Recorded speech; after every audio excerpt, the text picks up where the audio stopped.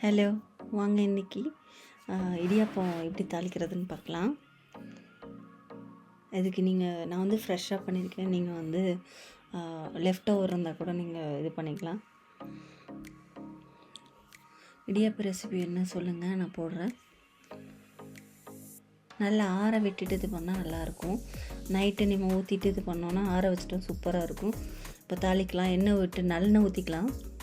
அதில் கொஞ்சம் கடுகு போடலாம். அதில் கடலைப்பருப்பு போடக்கூடாது, நல்லா இருக்காது கடலைப்பருப்பு போட்டால். கடுகு நல்லா வெடிக்கணும்.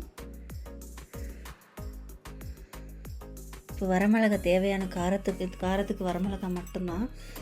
வரமிளகாய் போட்டு நல்லா கருவேப்பிலை போட்டுக்கலாம். மஞ்சத்தூள் எண்ணெயிலே போட்டு நல்லா வதக்கிடலாம்.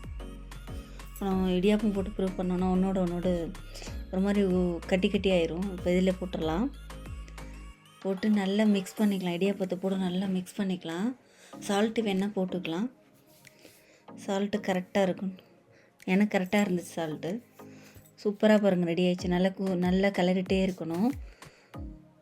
சூப்பராக இருக்கும். நல்லா தேங்காய் சட்னி வச்சா செம்ம டேஸ்ட்டாக இருக்கும். இதை ட்ரை பண்ணி பாருங்கள். என்ன பாருங்கள், இது வந்து வரமிளகாய் போட்டு தேங்காய் சட்னி அரைக்கிறது சூப்பராக இருக்கும். இதை ட்ரை பண்ணி பாருங்கள், எப்படி இருந்துச்சுன்னு சொல்லுங்கள். பாய்.